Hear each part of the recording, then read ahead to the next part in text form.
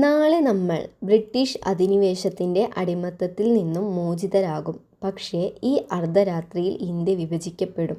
അതുകൊണ്ട് നാളത്തെ ദിവസം ആഹ്ലാദത്തിൻ്റെ എന്നതുപോലെ കഠിനമായ ദുഃഖത്തിൻ്റേതുമാണ്. ഈ പ്രസ്താവന ആരുടേതാണ്? നമുക്കറിയാം, മഹാത്മാഗാന്ധിൻ്റെയാണ് അല്ലേ. അപ്പോൾ വിഭജനത്തെ ചൊല്ലിയിട്ടുള്ള സങ്കടം കൊണ്ടാണ് ആളങ്ങനെ പറയുന്നത്. അപ്പോൾ മഹാത്മാഗാന്ധിൻ്റെ വാക്കാണ് അല്ലേ. പാകിസ്ഥാൻ വിഭജനത്തെക്കുറിച്ചിട്ടൊക്കെയാണ് പറയുന്നത്.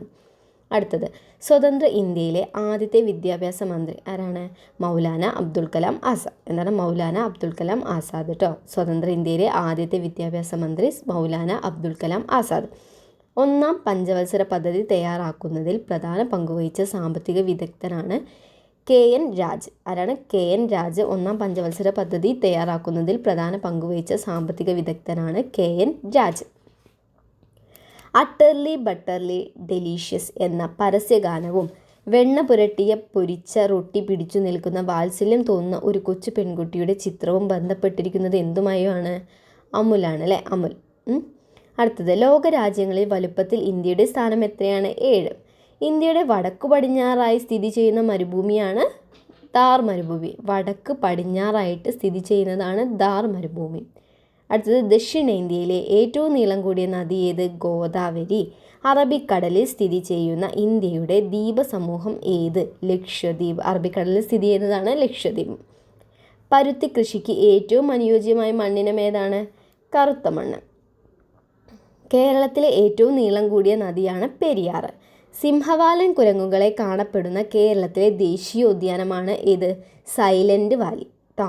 അറിയാലോ അല്ലേ, ഇടയ്ക്കിടയ്ക്ക് ചോദിക്കുന്ന അല്ലേ. ഇതൊക്കെ മെയിൻ ക്വസ്റ്റ്യൻസ് ആണ്, റിപ്പീറ്റഡ് ക്വസ്റ്റ്യൻസ് ആണ് ഇതെല്ലാം. നെഹ്റു ട്രോഫി വള്ളംകളി നടക്കുന്നത് ഏത് കായലിലാണ്? പുന്നമട കായൽ. 2 സംസ്ഥാനങ്ങളുമായി അതിർത്തി പങ്കിടുന്ന കേരളത്തിലെ ജില്ലയാണ് ഏത്?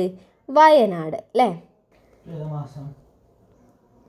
കേരള ഫോറസ്റ്റ് റിസർച്ച് ഇൻസ്റ്റിറ്റ്യൂട്ടിൻ്റെ ആസ്ഥാനം എവിടെയാണ്? പീച്ചിയാണ് അല്ലേ.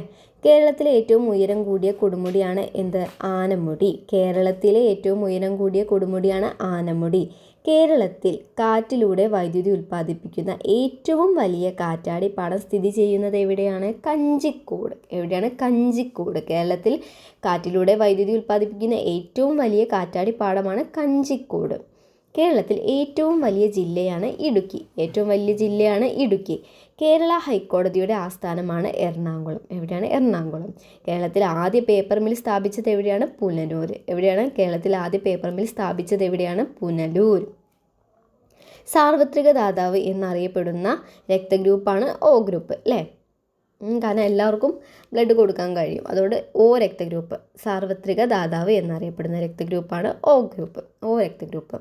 ശ്വാസകോശത്തിൻ്റെ സങ്കോച വികാസങ്ങളെ നിയന്ത്രിക്കുന്ന പേശി ഭിത്തി ഏത്?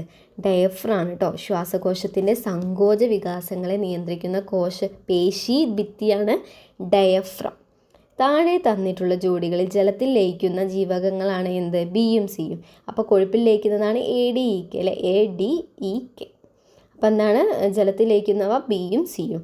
താഴെ തന്നിരിക്കുന്നവയിൽ ബാക്ടീരിയ മൂലം ഉണ്ടാകുന്ന രോഗമാണ് ടൈഫോയിഡ്. അപ്പോൾ ചിക്കൻ ബോക്സ്, മന്ത്, പോളിയോ ഒക്കെ വരെയാണ് അല്ലേ. അപ്പോൾ ടൈഫോയിഡാണ് നമ്മൾ ബാക്ടീരിയ മൂലം ഉണ്ടാവുന്നത്. അടുത്തത്, താഴെ തന്നിട്ടുള്ള സൂചനകളിൽ ശരിയായത് ഏതെന്ന് കണ്ടുപിടിക്കുക. 1ഉം 2ഉം ആണ് ശരിയെന്ന് പറഞ്ഞിട്ടുള്ളത്. അപ്പോൾ അയഡിനാണ് തൈറോയിഡ് ഗ്രന്ഥിയുടെ വളർച്ചാ നിരക്ക് നിയന്ത്രിക്കുന്നത്. പിന്നെന്താണ്? ഇരുമ്പ് ഹീമോഗ്ലോബിൻ്റെ നിർമ്മാണത്തിന് ഹെൽപ്പ് ചെയ്യുന്നുണ്ട് അല്ലേ. അടുത്തത്, മലമ്പനി രോഗം പരത്തുന്ന കൊതുകാണ് അനോഫിലസ് കൊതുക്.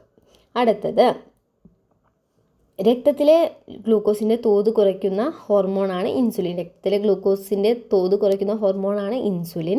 കേരളത്തിൽ സർക്കാർ തലത്തിൽ നടപ്പിലാക്കിയിട്ടുള്ള മരണാനന്തര അവയവ കൈമാറ്റ പദ്ധതിയാണ് മൃതസഞ്ജീവനി. എന്താണ്? കേരളത്തിൽ സർക്കാർ തലത്തിൽ നടപ്പിലാക്കിയിട്ടുള്ള മരണാനന്തര അവയവ കൈമാറ്റ പദ്ധതിയാണ് മൃതസഞ്ജീവനി കേട്ടോ. മൃതസഞ്ജീവനി ആലോചിച്ചാൽ മതി, മരണാനന്തര അവയവ കൈമാറ്റം എന്ന് ആലോചിച്ചാൽ മതി കേട്ടോ. കൊഴുപ്പ് അടിഞ്ഞ് ധമനികളുടെ വ്യാസം കുറയുന്നത് മൂലം ഉണ്ടാകുന്ന ഒരു ജീവിതശൈലി രോഗമാണ് അമിത രക്തസമ്മർദ്ദം.